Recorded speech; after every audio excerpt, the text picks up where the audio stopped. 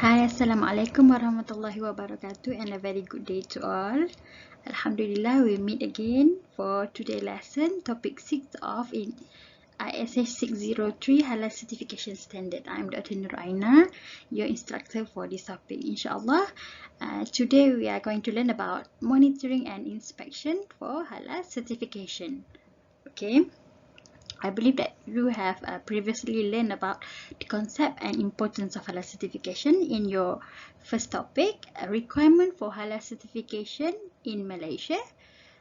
For the third topic, procedure for halal certification, inspection for the fourth topic, where you have learned about the procedure, the inspection officer, the non-conformance related to the inspection in terms of Sharia and also technical offences.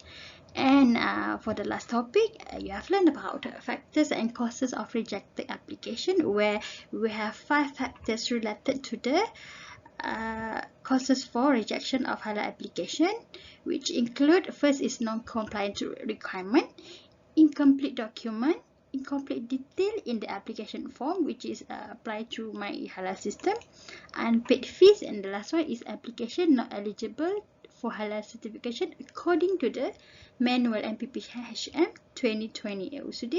So today we're going to look at the main legislation or the main act that control activities related to halal in our country, which is the Trade Description Act.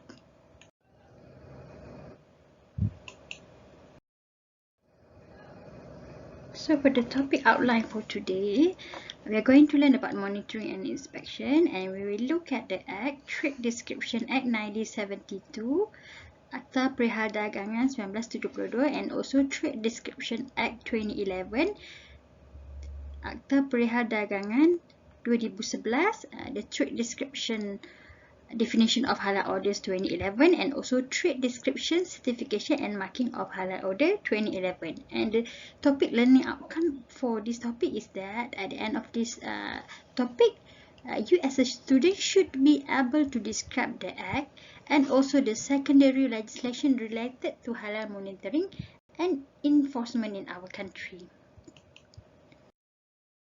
Okay, the Act, the main Act, which is the Trade Description Act. Okay, the first Trade Description Act 1972 was in existence since 1972 when it was first introduced and enforced in our country, and there are 2 regulations made under this act, namely the Trade Description Use of Expression Halal Order 1975, and the next one is Trade Description Marking of Halal Food Order 1975.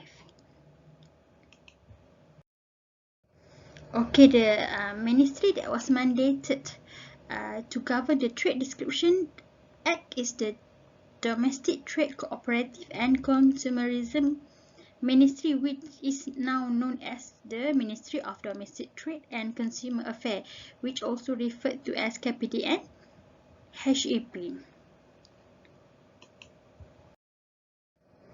And under this Trade Description Act, any halal food, any non-halal food or product claimed as halal will be regarded as violating the Act because it signifies the false trade description.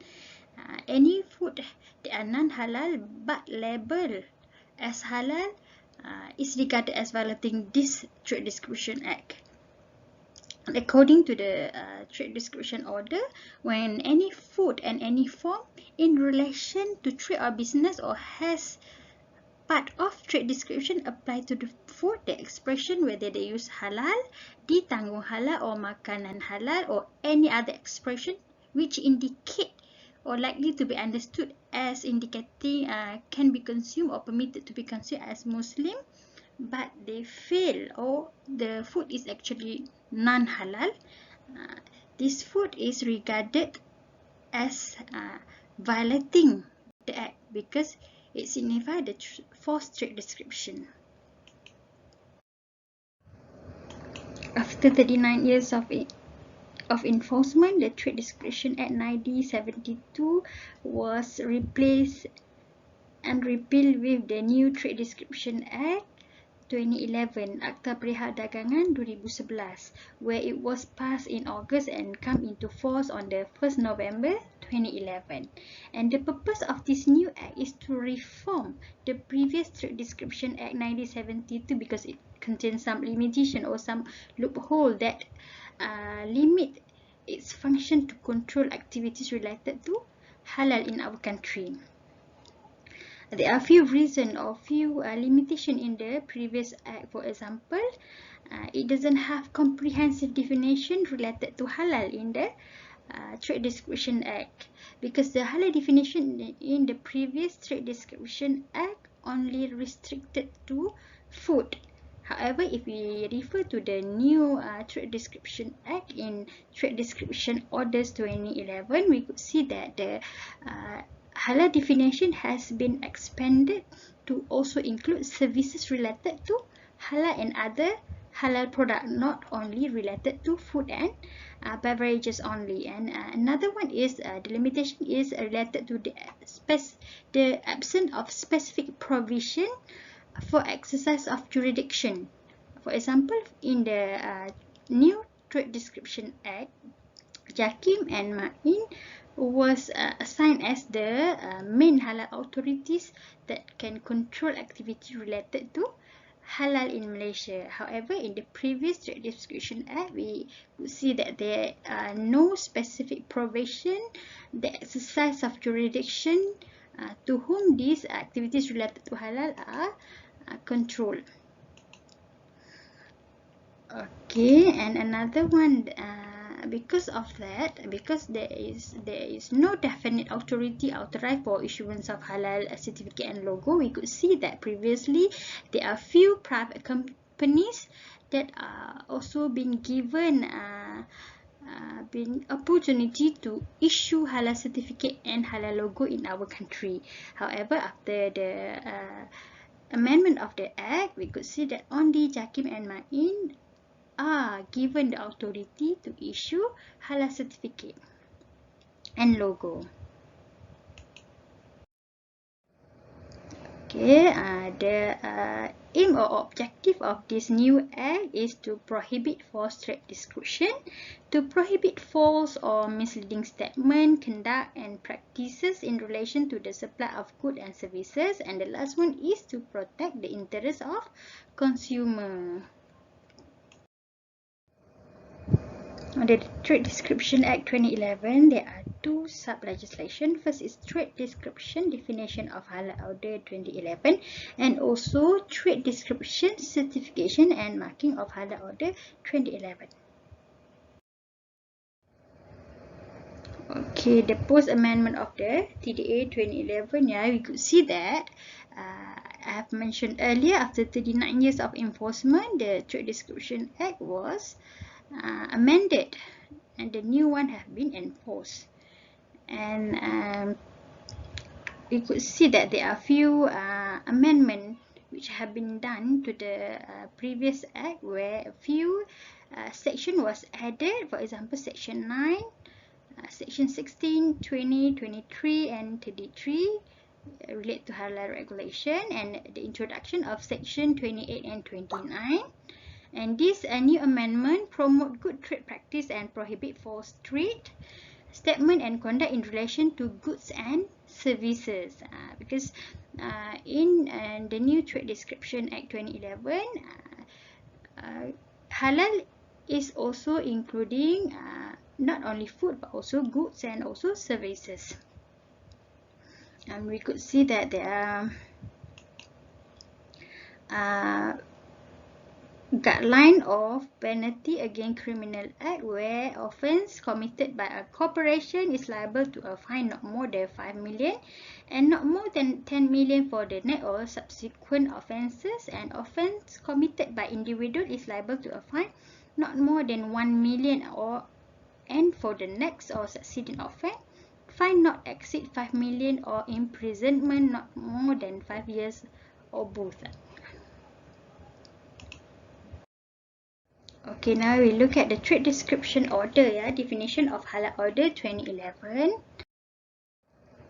Okay, this is what you can see from the trade description definition of Halal Order 2011, where if you read here, in exercise of the powers conferred by Section 28 of the Trade Description Act 2011, the Minister make the following order by the name of Trade Description Definition of Halal Order 2011, and this order shall come into operation on 1st January 2012. And they have interpretation of related term. For example, here, food include every article manufactured, sold, or represented for use as food or drink for human consumption, which enters into or is used in the composition, preparation, preservation of any food or drink for human consumption, and include confectionery, chewing substances, and any ingredient of such food, drink, confectionery, or chewing substance. And also they have hukum syara, which means the laws of Islam according to mazhab Syafi'i, or the law of Islam in any of the other mazhab, or Hanafi, Maliki, or Hanbali, which are approved by Yang di-Pertuan Agong to be enforced in Federal Territory, Penang, Melaka, Sabah, Sarawak, or the ruler of any state to be enforced in the respective state. And the fatwa in this trade description order means any religious decree which are verified by any authority related to the religion of Islam. And if we refer to the halal definition in the trade description order, definition of halal order, we could see that when the food or good or service, it has included service, goods and service into the halal definition, not only limited to food and beverages, where if all these product is described as halal, or by any expression, another expression, dijamin halal, ditangguh halal, or any other expression, which mean that this food or good or service in relation to the food or good should have these few criteria. First, neither is nor consists or contain any part or matter of animal that a Muslim is prohibited by hukum syara, or that has not been slaughtered in accordance with hukum syara, and also fatwa. In the latest, or in the trade description order 2011, you can see that they have added hukum syara and also fatwa as the verification for halal, not only for hukum syara but also the contemporary or latest fatwa as verification for the halal product or halal food and other related services. Besides, this product or this food or good or services should not contain anything impure according to halal syara and fatwa, and it doesn't intoxicate according to hukum syara and fatwa. You could see here, hukum syara and fatwa does not contain any part of human being or its yield which are not allowed by hukum syara and fatwa. It is safe to be used or consumed, not poisonous nor hazardous to the health, has not been prepared, processed, or manufactured using any instrument that was not free from anything impure according to the hukum syara, and has not in the course of preparation, means during preparation, during the production or storage, it should not be in contact or mix or in close proximity to any food that fail to satisfy paragraph A and B, which means it shouldn't be mixed or in close proximity with anything that is non-halal. And another one that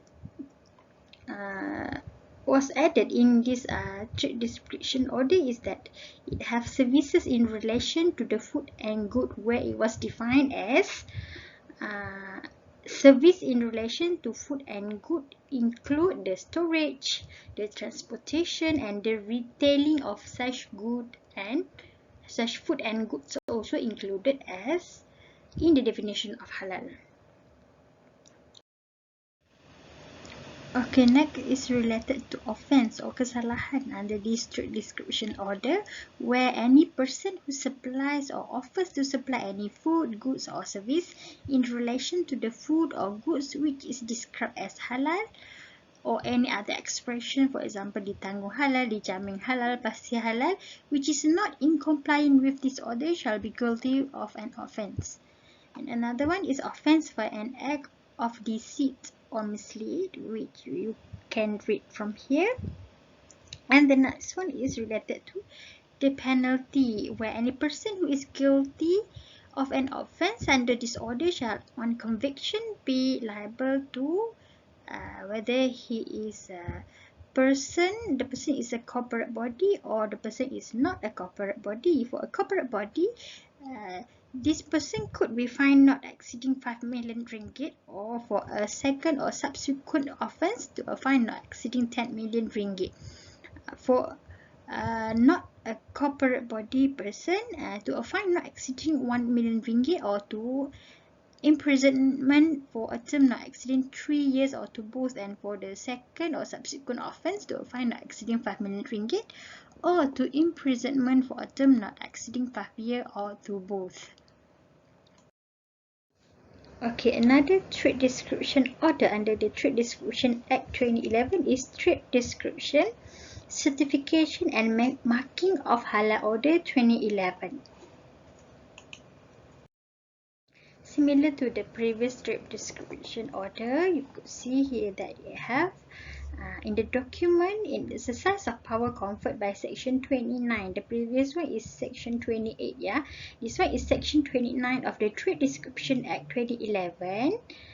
The minister made the following order by the name or cited as Trade Description, Certification and Marking of Halal Order 2011.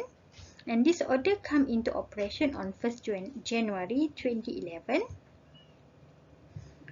Okay, they have interpretation related to manner, services in relation to the food or goods, which include the transporting, storing and processing raw materials, servicing and retailing of such product or goods. Besides, it have assigned competent authorities in the trade description order, which is the Department of Islamic Development Malaysia, JAKIM, and also Islamic Religious Council in the respective states, as the main halal authority to certify that any food, goods or services in relation to the food or goods is halal and in accordance to the trade description definition of halal order, which have been previously learned. Okay, for the certification of description of halal,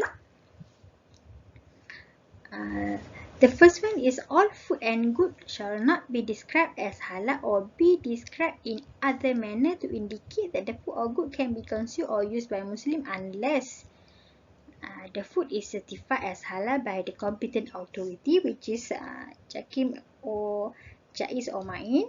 And the next one is the product or the food, the halal product should be marked with the logo as specified in the first schedule.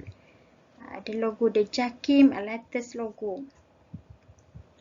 Okay, the second one is the services in relation to the food or good shall not be described as halal or be described in other manner, ditanggung halal, dijamin halal or any other related definition to indicate that the services can be used by a Muslim unless it is certified as halal by the competent authority. It means that anything that is referred or mentioned as halal should be certified as halal by JAKIM. Okay, for the next one is certification of description of halal for imported food and goods. Okay, in this trade description order on certification and marking of halal, JAKIM is given the authority to recognize halal certification bodies. Halal certification bodies from overseas could be recognized by JAKIM. where all imported food or good marketed in Malaysia shall not be described as halal unless the imported food or good comply with the requirement in paragraph 4 or certified as halal by the foreign halal certification body recognized by JAKIM as specified in the second schedule. At the back of this trade description order document, we can see that there are the second schedule include those foreign halal certification bodies that are recognized by JAKIM. The next one is the importer or manufacturer of the food and good which have been certified as halal by the foreign halal certification body which is recognized by JAKIM. In paragraph 1 shall mark the said food and good the name of the said certification body, which means that, for example, cheese that was certified halal by this foreign halal certification body, this company should include at the packaging of their product the certification body that certify their product. Beside the marking of food and good, all food and good which are intended to be marked in accordance with paragraph 4 and 5 shall be marked by affixing or annexing the logo specified in the first schedule or in any other manner marking in or incorporating it with the food or good themselves or anything in or with which the food or good are supplied. Okay, they also state this document also state the application for certification and also fees. Okay, the next one we can see here the offences related to the certification and marking. Any person who certifies any food, good or services in relation to the food or good is halal or supply or offer to supply any food, good or services in relation to the food or good in contravention with this order commit an offence and shall on conviction be liable according whether they are body corporate or not a body corporate. And it also have transitional state where all food and good existing in the market before the commencement of this order which are intended to be described as halal shall comply with the requirement in paragraph 4 or 5 as mentioned earlier within 1 year from the commencement of this order. And we could see here the recognized foreign halal certification body stated in the second schedule of the trade description order. This is among the halal certification body recognized by JAKIM from a few countries.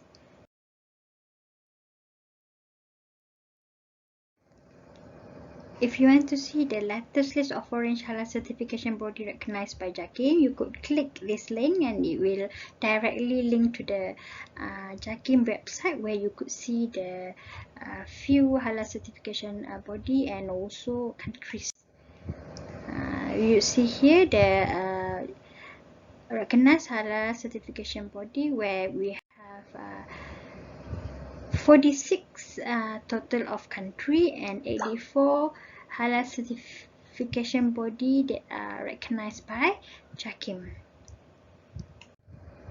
I think that's all for today. Alhamdulillah, we have completed our 6th topic. Inshallah, we will meet again in the future, and provided you have any question related to this topic or the previous topic, you can contact me through my email or also through the future chat section. And inshallah, we will meet again. Assalamualaikum warahmatullahi wabarakatuh, and stay safe, yeah.